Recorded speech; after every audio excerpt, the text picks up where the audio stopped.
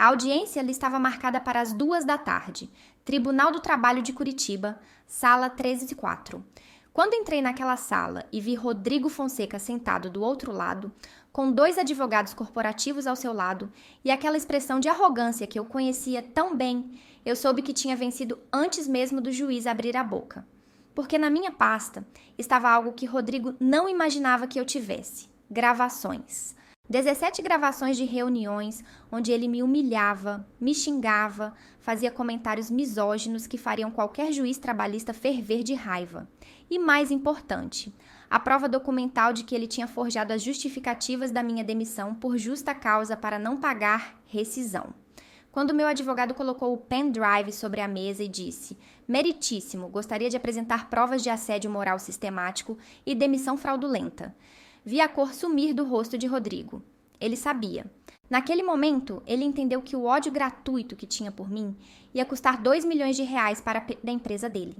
Mas para vocês entenderem como chegamos até aquele momento glorioso, para sentirem cada grama da satisfação que aquela vitória me deu, vocês precisam conhecer toda a história. Precisam entender como uma gerente comercial competente se tornou alvo de perseguição de um diretor inseguro e como ela documentou meticulosamente cada abuso até transformá-los em evidência judicial irrefutável. Meu nome é Letícia Moreira, tenho 41 anos e até 7 meses atrás eu era gerente comercial regional da Vendimax Distribuidora, uma empresa de distribuição de produtos de higiene e limpeza sediada em Curitiba, com operação em todo o Paraná e Santa Catarina. A Vendimax não era líder de mercado, mas tinha seus 18 anos de atuação e uma base sólida de clientes institucionais, redes de supermercados, hospitais, hotéis, prefeituras. Entrei na Vendimax em 2018, contratada diretamente pelo CEO e fundador, Alberto Mendes, um empresário de 58 anos que tinha começado o negócio como representante comercial e construído a empresa do zero. Alberto era daqueles chefes old school, exigente, mas justo, que valorizava resultado acima de tudo. Ele me contratou porque eu tinha 10 anos de experiência em vendas B2B e porque, na entrevista, apresentei um plano de expansão para o litoral de Santa Catarina que ele achou brilhante. Minha função era gerenciar a equipe de vendas da região sul, 15 vendedores, cobrindo 60 cidades, responsável por 42% do faturamento total da empresa. Era um cargo de alta pressão, metas agressivas, mas eu a adorava. Sou competitiva por natureza. Gosto de bater meta, de fechar contratos grandes, de ver números crescendo no dashboard. E eu era boa, muito boa. No meu primeiro ano, aumentei o faturamento da minha região em 23%. No segundo ano, mais 19%. Trouxe contratos com 3 redes de supermercados que nunca tinham trabalhado com a Vendimax. Implementei um programa de fidelização de clientes que reduziu o churn em 30%. Alberto me amava profissionalmente.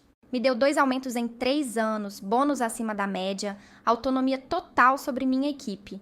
Eu estava no auge. Ganhava 15 mil mensais, mais comissões que às vezes dobravam meu salário. Tinha respeito da equipe, reconhecimento da diretoria, estabilidade. Era o emprego dos sonhos. Até que Alberto decidiu se afastar gradualmente da operação e promoveu Rodrigo Fonseca para diretor comercial nacional, meu superior direto. Rodrigo tinha 36 anos, formado em administração por uma faculdade particular mediana. 7 anos de casa, tinha sido gerente comercial da região norte antes da promoção. E Rodrigo me odiava. Odio visceral, irracional, que eu demorei semanas para entender a origem. Descobri numa conversa de corredor com Marcela, da contabilidade, que conhecia Rodrigo há anos. Ela me contou que Rodrigo tinha se candidatado para gerente regional do Sul quando a vaga foi aberta em 2018, mas Alberto tinha me escolhido em vez dele. Rodrigo ficou na região norte, com metade do faturamento e metade do prestígio. E quando finalmente foi promovido a diretor, ele não via isso como merecimento próprio, mas como vingança adiada contra mim. As primeiras semanas depois que ele assumiu foram tensas, mas suportáveis.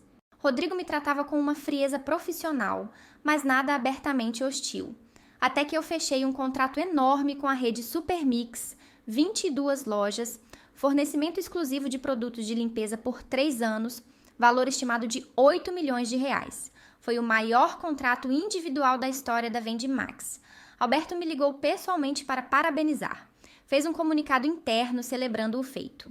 E na reunião de diretoria seguinte, quando apresentei os detalhes da negociação, recebi aplausos de todos os presentes, todos exceto Rodrigo.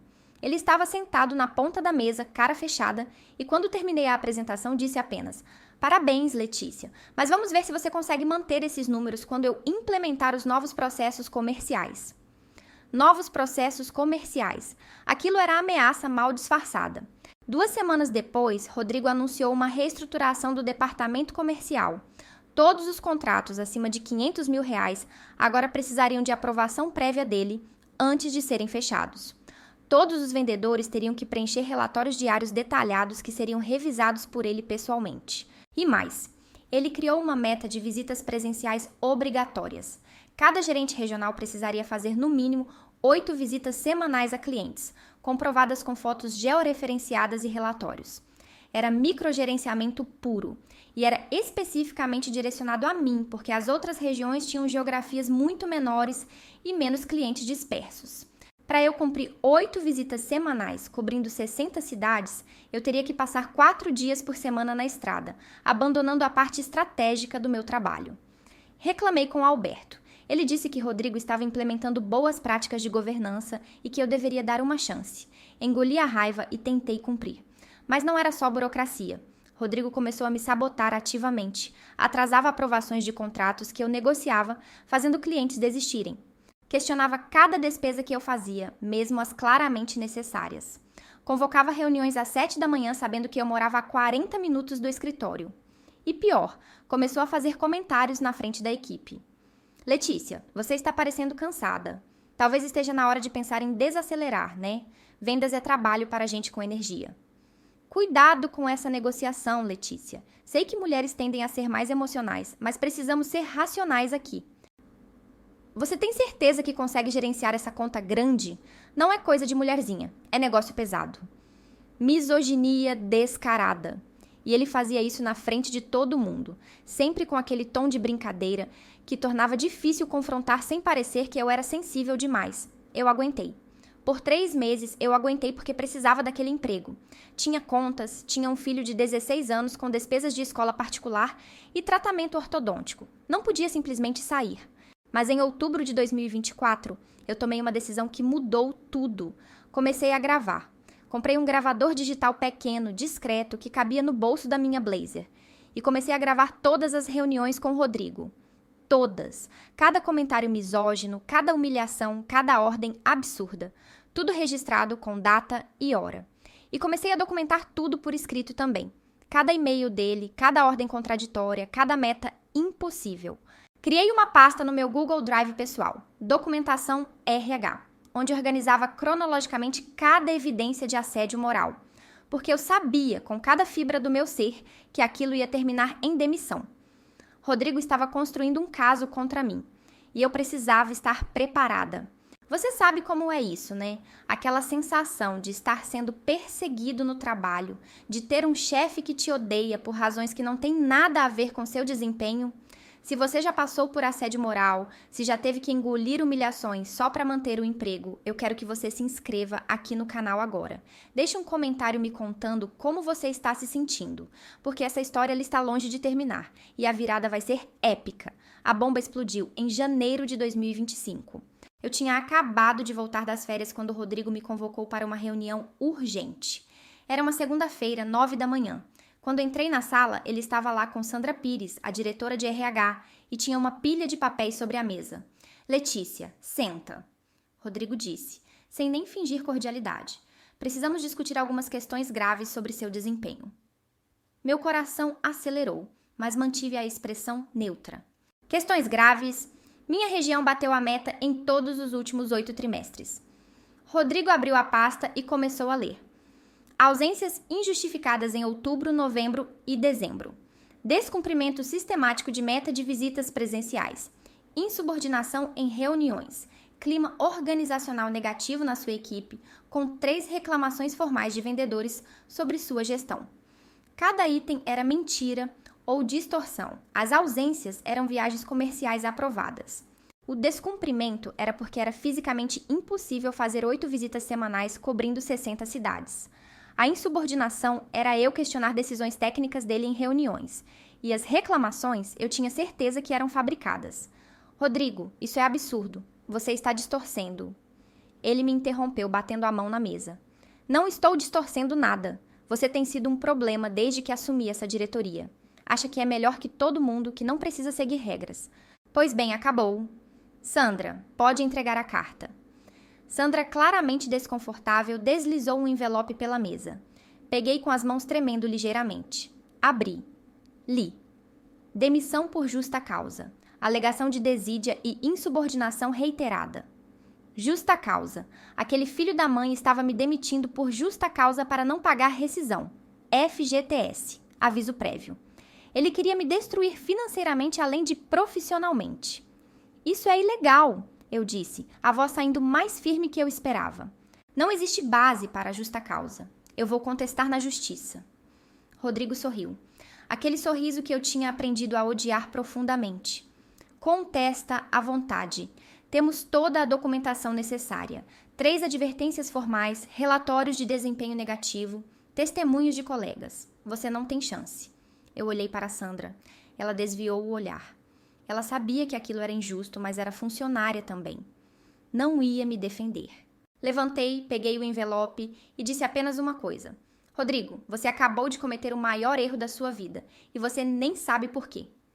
Saí daquele escritório com a carta de demissão na mão e uma fúria gelada no peito. Fui direto para casa, liguei meu computador e comecei a fazer ligações. A primeira foi para Dr. Paulo Henrique Azevedo, um advogado trabalhista que tinha um escritório especializado em casos de assédio moral e demissões fraudulentas. Marquei reunião para aquela mesma tarde. Quando cheguei no escritório dele, despejei tudo. A história toda, desde a promoção de Rodrigo até a demissão por justa causa daquela manhã. E então, abri minha pasta digital.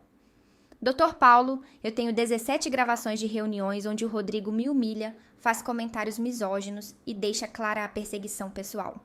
Tenho 132 e-mails documentando ordens contraditórias e assédio moral. Tenho capturas de tela de metas impossíveis que só foram aplicadas a mim. E tenho as 3 supostas advertências formais que ele menciona, que eu nunca recebi oficialmente, nunca assinei e que aparentemente foram criadas retroativamente. Paulo ficou em silêncio por um momento, analisando os documentos que eu ia mostrando na tela do notebook. Quando ele finalmente falou, havia uma intensidade na voz dele. Letícia, isso aqui é um caso de manual. Assédio moral documentado, perseguição por questões pessoais, demissão por justa causa fraudulenta. Você não só vai reverter a justa causa, como vai ganhar indenização por danos morais. E vai ser grande. Quanto é grande? Perguntei. Casos assim, com essa quantidade de provas, costumam render entre 500 mil e 1 milhão em indenização.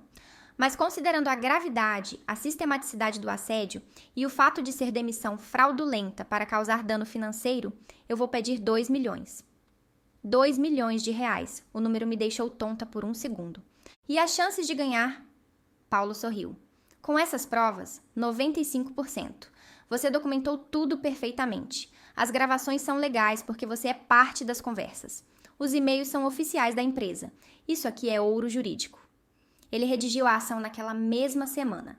15 páginas detalhando cada episódio de assédio, cada evidência, cada testemunho. No final, os pedidos eram claros. Reversão da justa causa com pagamento de todas as verbas rescisórias, indenização por danos morais de 2 milhões de reais e reconhecimento judicial de assédio moral sistemático. A ação foi protocolada no Tribunal Regional do Trabalho do Paraná em fevereiro de 2025. A resposta da Vendimax veio 3 semanas depois. Eles contestaram tudo, apresentaram as tais advertências que eu nunca tinha assinado, apresentaram depoimentos de 2 vendedores dizendo que minha gestão era difícil, era defesa fraca, genérica, claramente apressada, porque eles não sabiam das gravações. Ainda não. A audiência inicial foi marcada para abril. 2 semanas antes, conforme protocolo legal, Paulo enviou as provas para o tribunal e para a defesa da Vendimax. 17 áudios, 132 e-mails, relatórios de performance que provavam que eu sempre batia a meta. Eu adoraria ter visto a cara de Rodrigo quando os advogados dele tocaram os áudios. Letícia, você está parecendo cansada. Talvez esteja na hora de pensar em desacelerar, né? Vendas é trabalho para gente com energia. Sei que mulheres tendem a ser mais emocionais, mas precisamos ser racionais aqui. Não é coisa de mulherzinha, é negócio pesado. E a cereja do bolo. Uma gravação de dezembro, onde Rodrigo, numa reunião a portas fechadas com outro gerente, disse textualmente: "Eu vou tirar a Letícia daqui nem que seja a última coisa que eu faça. Ela acha que é melhor que eu só porque o Alberto gosta dela. Vou montar um processo tão bem feito que ela não vai ter como contestar." Premeditação. Confissão de perseguição. Gravado. Na semana antes da audiência, recebi uma ligação. Era um número que eu não conhecia. Atendi. "Letícia, aqui é o Alberto Mendes, o CEO, o fundador. O homem que tinha me contratado e que eu não falava desde a demissão." "Senhor Alberto?" "Letícia, eu acabei de ouvir as gravações. O departamento jurídico me mandou para análise. Eu não fazia ideia. Não fazia a menor ideia do que o Rodrigo estava fazendo com você." Havia genuíno horror na voz dele. "Eu tentei falar com o senhor várias vezes, senhor Alberto. O senhor disse que o Rodrigo estava implementando boas práticas." Eu sei. E eu falhei com você. Completamente. Letícia, eu quero resolver isso fora do tribunal. Diz quanto você quer. Quanto você acha justo?" "Senhor Alberto, com todo respeito, não é sobre dinheiro. É sobre justiça. É sobre o Rodrigo responder pelo que fez. Se eu aceitar um acordo agora, silencioso, confidencial, ele vai fazer isso com outra pessoa." "O Rodrigo foi afastado, hoje de manhã. Está sob investigação interna. Provavelmente será demitido por justa causa também." Isso me fez pausar. "Sério?" "Sério. Aquelas gravações... Letícia, aquilo é crime. Assédio moral, possivelmente até discriminação de gênero que pode render processo criminal. Ele acabou com a própria carreira." "Então por que quer acordo?" Alberto suspirou. "Porque a empresa não aguenta uma condenação de 2 milhões agora. Estamos com fluxo de caixa apertado, investimos pesado em expansão. Uma sentença dessa pode nos quebrar. Por favor, me diz o que você quer." Pensei por um longo momento. "Quero a reversão da justa causa oficialmente. Quero todas as verbas rescisórias com juros e correção. Quero uma carta de referência sua, pessoalmente, atestando meu excelente desempenho. Quero indenização de R$ 1.200.000 e quero que a demissão por justa causa do Rodrigo seja por assédio moral comprovado constando na carteira de trabalho dele." "Feito", Alberto disse sem hesitar. "Tudo isso. Meu advogado vai ligar para o seu hoje ainda. Vocês estão sentindo isso? Essa sensação de vitória, de justiça sendo feita, de assédio sendo punido? Se essa história está mexendo com você, se inscreva agora. E me conta nos comentários. Você já teve que documentar abuso no trabalho? Você já precisou lutar judicialmente pelos seus direitos? Compartilhe aqui. Esse é nosso espaço seguro, nossa comunidade. O acordo foi fechado em 3 dias. Toda a papelada assinada, reconhecida em cartório, irrevogável. Recebi R$ 1.200.000 de indenização. Recebi todas as minhas verbas rescisórias, que somavam mais 180 mil. Recebi uma carta de referência do Alberto, que era praticamente uma carta de amor profissional. E mais importante, a justa causa foi revertida oficialmente, constando nos registros que a demissão tinha sido sem justa causa, revertida por acordo judicial. Quanto ao Rodrigo, ele foi demitido por justa causa 1 semana depois. A Vendimax abriu processo administrativo interno, ouviu outros funcionários e descobriu que eu não era a única vítima. Outras 2 mulheres da empresa relataram assédio moral dele, só que não tinham provas. Com o meu caso exposto, elas se sentiram seguras para falar. Rodrigo tentou contestar a própria demissão. Contratou o advogado, entrou com a ação. Mas a Vendimax apresentou minhas gravações como evidência contra ele. O juiz não só manteve a justa causa, como determinou que o caso fosse encaminhado ao Ministério Público para investigação de assédio moral sistemático. Hoje, 8 meses depois daquela segunda-feira horrível de janeiro, eu trabalho como consultora comercial e independente. Presto serviço para 4 empresas diferentes, ganhando em média 25 mil por mês. Trabalho de casa, faço meus horários, escolho com quem eu trabalho. O dinheiro da indenização eu investi. 400 mil em imóveis para renda passiva, 300 mil em títulos do Tesouro, 200 mil em ações. O resto ficou como reserva de emergência. Meu filho está seguro financeiramente até terminar a faculdade. Eu estou segura até me aposentar se quiser. E Rodrigo? Descobri por colegas que ainda trabalham na Vendimax que ele não conseguiu emprego em nenhuma empresa grande da área. As gravações vazaram discretamente no círculo de RH de Curitiba. Não por mim, mas alguém vazou. Agora ele trabalha como vendedor autônomo, ganhando uma fração do que ganhava, com a carreira executiva destruída. Porque isso é o que acontece quando você deixa o ódio pessoal guiar decisões profissionais. Quando você persegue alguém não porque a pessoa é incompetente, mas porque você é inseguro. Quando você usa poder para humilhar em vez de para construir. Rodrigo me odiava porque eu era melhor que ele, e ele sabia disso. Me odiava porque Alberto me escolheu em vez dele anos atrás. Me odiava porque eu representava tudo que ele queria ser e não conseguia. Competente, respeitada, bem-sucedida. E esse ódio o cegou. Fez ele cometer erro após erro. Fez ele achar que podia me destruir impunemente. Fez ele esquecer que vivemos em um país com leis trabalhistas que protegem empregados contra abuso. Eu documentei tudo porque aprendi, ao longo de meses de assédio, que memória não é prova. Que reclamar verbalmente não adianta. Que no tribunal, quem tem evidência ganha. E eu tinha evidência. 17 gravações, 132 e-mails. Provas irrefutáveis de perseguição sistemática e demissão fraudulenta. O ódio de Rodrigo me custou meses de sofrimento psicológico. Me custou noites de insônia, crises de ansiedade, lágrimas escondidas no banheiro do escritório.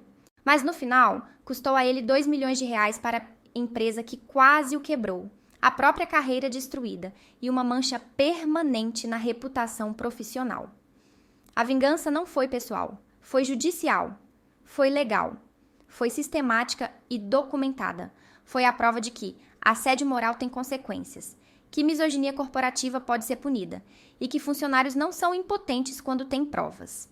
Rodrigo achava que tinha poder sobre mim, mas esqueceu que o verdadeiro poder no século XXI não está na hierarquia corporativa. Está na informação documentada, na justiça trabalhista acessível e na coragem de uma mulher que se recusa a ser destruída silenciosamente. Ele me demitiu por ódio puro. Eu transformei esse ódio em evidência jurídica que lhe custou tudo. Jaque mate, Rodrigo. Com gravações admissíveis em tribunal e jurisprudência do meu lado.